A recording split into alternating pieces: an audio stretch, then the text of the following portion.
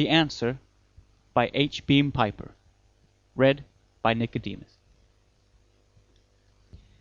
For a moment, after the screen door snapped and wakened him, Lee Richardson sat breathless and motionless, his eyes still closed, trying desperately to cling to the dream and print it upon his conscious memory before it faded. "Are you there, Lee?" he heard Alexis Pitoff's voice. "Yes, I'm here. What time is it?" he asked, and then added, "I fell asleep. I was dreaming." It was all right. He was going to be able to remember. He could still see the slim woman with the graying blonde hair, playing with the little dachshund among the new fallen leaves on the lawn. He was glad they'd both been in this dream together. These dream glimpses were all he'd had for the last 15 years, and they were too precious to lose. He opened his eyes. The Russian was sitting just outside the light from the open door of the bungalow, lighting a cigarette. For a moment he could see the blocky, high-cheeked face, now pouched and wrinkled, and then the flame went out and there was only the red coal glowing in the darkness. He closed his eyes again, and the dream picture came back to him, the woman catching the little dog and raising her head as though to speak to him. Plenty of time yet. Pitoff was speaking German instead of Spanish, as they always did between themselves. They're still counting down from -3 hours. I just phoned the launching site for a jeep. Eugenio's been there ever since dinner. They say he's running around like a cat looking for a place to have her first litter of kittens. He chuckled. This would be something new for Eugenio Galvez, for which he could be thankful. "I hope the generators don't develop any last-second bugs," he said. "We'll only be 1.5 miles away, and that'll be too close to 50 kilos of megamatter if the field collapses." "It'll be all right," Pitoff assured him. "The bugs have all been chased out years ago.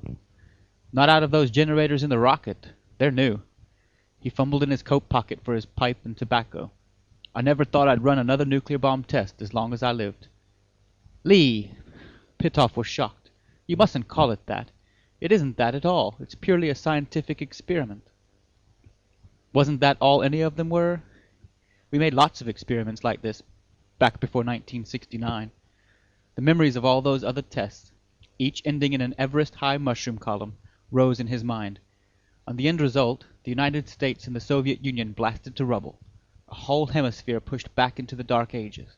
250 million dead, including a slim woman with graying blonde hair, and a little red dog, and a girl from Odessa whom Alexis Pitoff had been going to marry.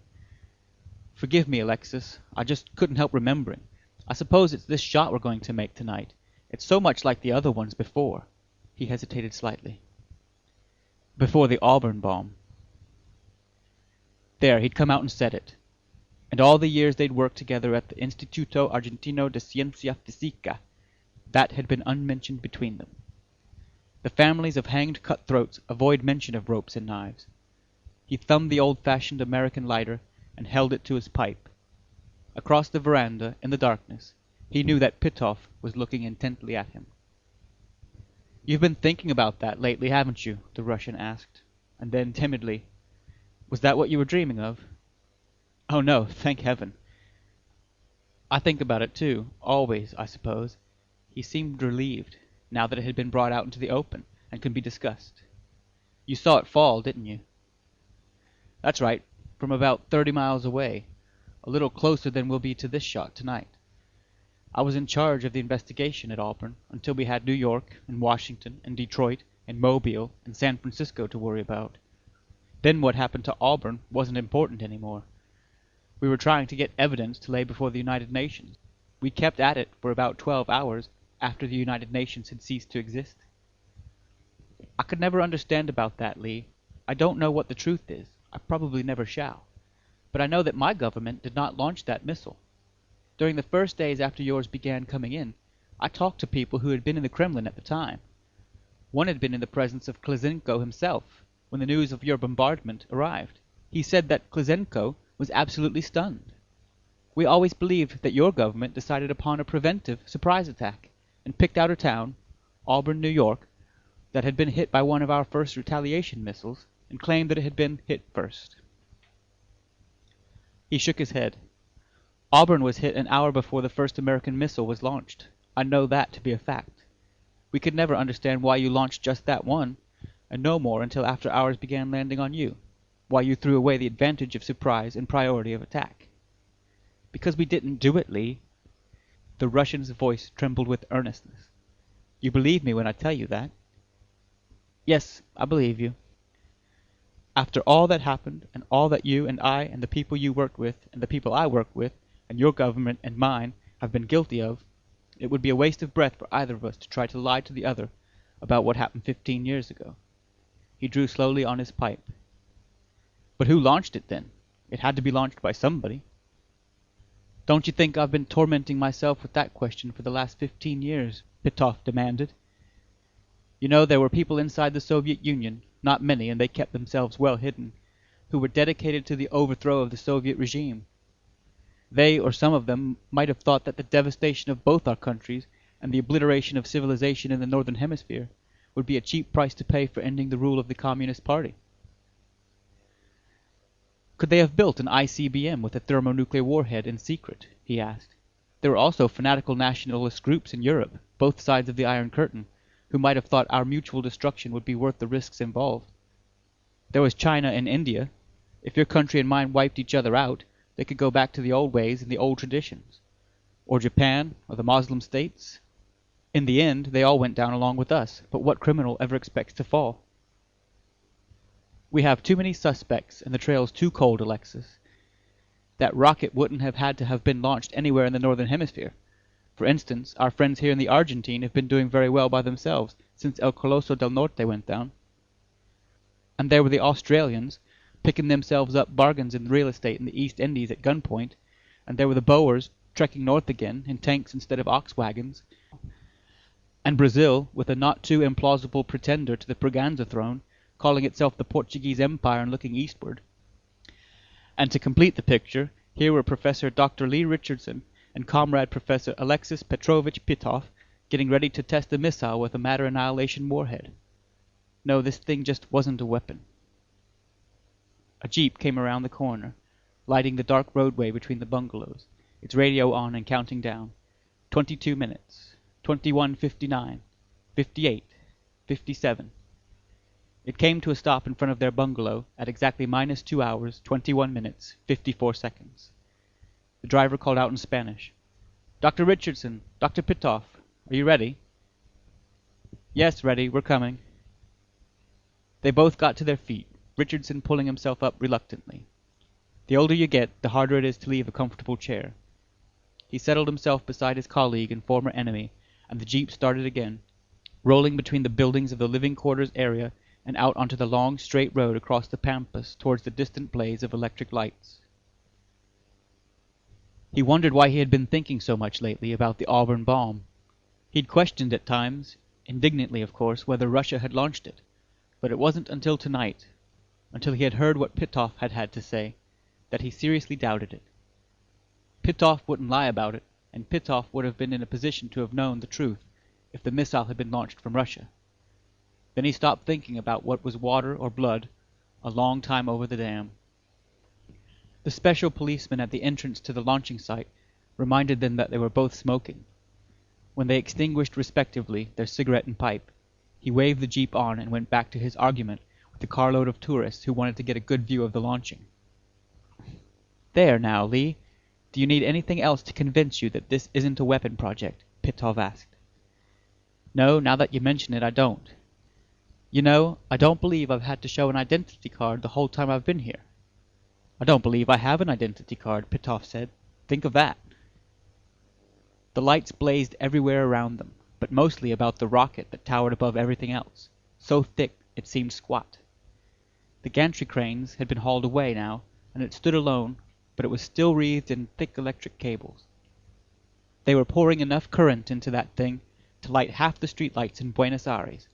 When the cables were blown free by separation charges at the blast-off, the generators powered by the rocket engines had better be able to take over, because if the magnetic field collapsed and that 50-kilo chunk of negative proton matter came in contact with natural positive proton matter, an old-fashioned H-bomb would be a firecracker to what would happen. Just 100 kilos of pure 200-proof MC2. The driver took them around the rocket, dodging assorted trucks and mobile machinery that were being hurried out of the way. The countdown was just beyond 2 hours, 5 minutes. The jeep stopped at the edge of a crowd around 3 more trucks, and Dr. Eugenio Galvez, the director of the institute, left the crowd and approached at an awkward half-run as they got down. "Is everything checked, gentlemen?" he wanted to know. "It was this afternoon at 17:30, Pitoff told him. "And nobody's been burning my telephone to report anything different. Are the balloons and the drone planes ready?" "The Air Force has just finished checking. They're ready. Captain Urquiola flew one of the planes over the course and made a guidance tape. That's been duplicated and all the planes are equipped with copies." "How's the wind?" Richardson asked. "Still steady. We won't have any trouble about fallout or with the balloons." "Then we'd better go back to the bunker and make sure everybody is there on the job." The loudspeaker was counting down to 2 hours 1 minute. "Could you spare a few minutes to talk to the press?" Eugenio Galvez asked, "and perhaps say a few words for telecast? This last is most important. We can't explain too many times the purpose of this experiment. There is still much hostility arising from fear that we are testing a nuclear weapon." The press and telecast services were well represented. There were close to 100 correspondents from all over South America, from South Africa and Australia, even one from Ceylon. They had 3 trucks, with mobile telecast pickups, and when they saw who was approaching, they released the 2 rocketry experts they had been quizzing and pounced on the new victims. Was there any possibility that negative proton matter might be used as a weapon? "Anything could be used as a weapon. You could stab a man to death with that lead pencil you're using," Pitoff replied. "But I doubt if negamatter will ever be so used. We're certainly not working on weapons design here.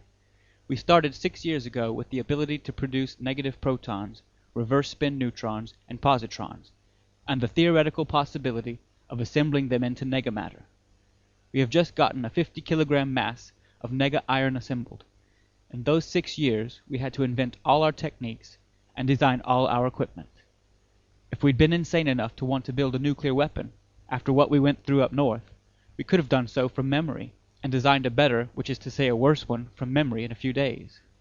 Yes, and building a negamatter bomb for military purposes would be like digging a 50-foot shaft to get a rock to bash somebody's head in, when you could do the job better with the shovel you're digging with," Richardson added. "The time, money, energy, and work we put in on this thing would be ample to construct 20 thermonuclear bombs, and that's only a small part of it." He went on to tell them about the magnetic bottle inside the rocket's warhead, mentioning how much electric current was needed to keep up the magnetic field that insulated the negamatter from contact with posimatter. "Then what was the purpose of this experiment, Dr. Richardson?" "Oh, we were just trying to find out a few basic facts about natural structure. Long ago it was realized that the nucleonic particles, protons, neutrons, mesons, and so on, must have structure of their own. Since we started constructing negative proton matter, we found out a few things about nucleonic structure. Some rather odd things, including fractions of Planck's constant." A couple of the correspondents, a man from La Prensa and an Australian, whistled softly. The others looked blank. Pitoff took over. "You see, gentlemen, most of what we learned from putting negamatter atoms together. We annihilated a few of them, over there in that little concrete building. We have one of the most massive steel vaults in the world, where we do that. But we assembled millions of them for every one we annihilated, and that chunk of nega iron inside the magnetic bottle kept growing. And when you have a piece of negamatter you don't want, you can't just throw it out on the scrap pile. We might have rocketed it into escape velocity and let it blow up in space, away from the moon or any of the artificial satellites. But why waste it? So we're going to have the rocket eject it, and when it falls, we can see by our telemetered instruments just what happens." "Well, won't it be annihilated by contact with atmosphere?" somebody asked. "That's one of the things we want to find out," Pitoff said. "We estimate about 20% loss from contact with atmosphere, but the mass that actually lands on the target area should be about 40 kilos. It should be something of a spectacle coming down." "You say you had to assemble it after creating the negative protons and neutrons and the positrons. Doesn't any of this sort of matter exist in nature?" The man who asked that knew better himself. He just wanted the answer on the record. "Oh no, not on this planet, and probably not in the galaxy. There may be whole galaxies composed of nothing but negamatter.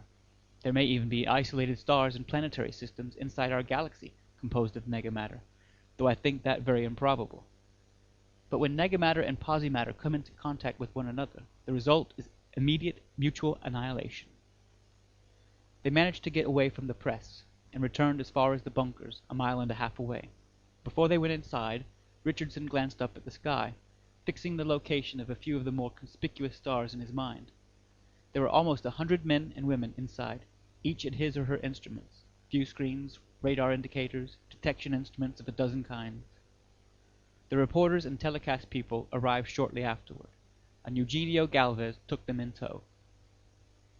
While Richardson and Pitoff were making their last-minute rounds, the countdown progressed past -1 hour, and at -20 minutes all the overhead lights went off, and the small instrument operator's lights came on. Pitoff turned on a couple of view screens, one from a pickup on the roof of the bunker and another from the launching pad. They sat down side by side and waited. Richardson got his pipe out and began loading it. The loudspeaker was saying, "-2 minutes, 1:59, 58, 57. He let his mind drift away from the test, back to the world that had been smashed around his ears in the autumn of 1969. He was doing that so often now, when he should be thinking about 2 seconds, 1 second, firing. It was a second later that his eyes focused on the left-hand view screen. Red and yellow flames were gushing out of the bottom of the rocket, and it was beginning to tremble. Then the upper jets, the ones that furnished power for the generators, began firing. He looked anxiously at the meters. The generators were building up power. Finally, when he was sure that the rocket would be blasting off anyhow, the separator charges fired and the heavy cables fell away. An instant later, the big missile started inching upward, gaining speed by the second, first slowly and jerkily, and then more rapidly, until it passed out of the field of the pickup. He watched the rising spout of fire from the other screen until it passed from sight. By that time, Pitoff had twisted a dial and gotten another view on the left-hand screen, this time from close to the target. That camera was radar-controlled. It had fastened onto the approaching missile, which was still invisible. The stars swung slowly across the screen until Richardson recognized the ones he had spotted at the zenith. In a moment now, the rocket, 100 miles overhead, would be nosing down, and then the warhead would open and the magnetic field inside would alter and the mass of negamatter would be ejected. The stars were blotted out by a sudden glow of light. Even at 100 miles, there was enough atmospheric density to produce considerable energy release. Pitoff, beside him, was muttering, partly in German and partly in Russian. Most of what Richardson caught was figures. Trying to calculate how much of the mass of unnatural iron would get down for the ground blast. Then the right-hand screen broke into a wriggling orgy of color, and at the same time every scrap of radio-transmitted apparatus either went out or began reporting erratically. The left-hand screen, connected by wiring to the pickup on the roof, was still functioning. For a moment, Richardson wondered what was going on, and then shocked recognition drove that from his mind as he stared at the ever-brightening glare in the sky. It was the Auburn bomb again.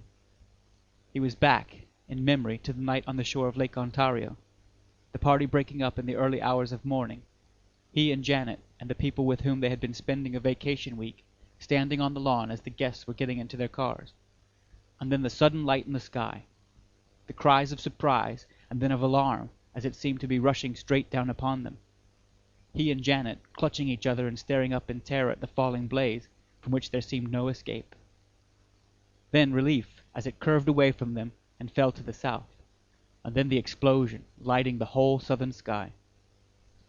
There was a similar explosion in the screen when the mass of nega iron landed, a sheet of pure white light, so bright and so quick as to almost pass above the limit of visibility, and then a moment's darkness that was in his stunned eyes more than in the screen, and then the rising glow of updrawn incandescent dust. Before the sound waves had reached them, he had been legging it into the house. The television had been on, and it had been acting as insanely as the screen on his right now. He had called the state police, the telephones had been working all right, and told them who he was, and they had told him to stay put and they'd send a car for him. They did within minutes.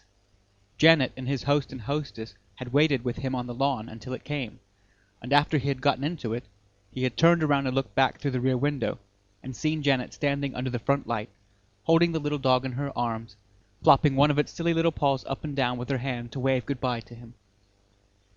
He had seen her and the dog like that every day of his life for the last 15 years. "What kind of radiation are you getting?" he could hear Alexis Pitoff asking into a phone. "What? Nothing else?" "Oh, yes, of course, but mostly cosmic. That shouldn't last long." He turned from the phone. "A devil's own dose of cosmic and some gamma. It was the cosmic radiation that put the radios and telescreens out. That's why I insisted that the drone planes be independent of radio control. They always got cosmic radiation from the micro-annihilations in the test vault. Well now, they had an idea of what produced natural cosmic rays. There must be quite a bit of negamatter and posimatter going into mutual annihilation and total energy release through the universe. Of course, there were no detectors set up in advance around Auburn, he said. We didn't really begin to find anything out for half an hour. By that time, the cosmic radiation was over, and we weren't getting anything but gamma." What has Auburn to do?" The Russian stopped short. "You think this was the same thing?" He gave it a moment's consideration. "Lee, you're crazy. There wasn't an atom of artificial negamatter in the world in 1969. Nobody had made any before us. We gave each other some scientific surprises then, but nobody surprised both of us. You and I between us knew everything that was going on in nuclear physics in the world, and you know, as well as I do—" A voice came out of the public speaker. "Some of the radio equipment around the target area that wasn't knocked out by the blast is beginning to function again. There is an increasingly heavy gamma radiation, but no more cosmic rays. They were all prompt radiation from the annihilation. The gamma is secondary effect. Wait a moment. Captain Urquiola of the Air Force says that the first drone plane is about to take off." It had been 2 hours after the blast that the first drones had gone over what had been Auburn, New York. He was trying to remember as exactly as possible what had been learned from them. Gamma radiation, a great deal of gamma, but it didn't last long. It had been almost down to a safe level by the time the investigation had been called off, and 2 months after there had been no more missiles, and no way of producing more, and no targets to send them against if they had them. Rather, he had been back at Auburn on his hopeless quest, and there had been almost no trace of radiation.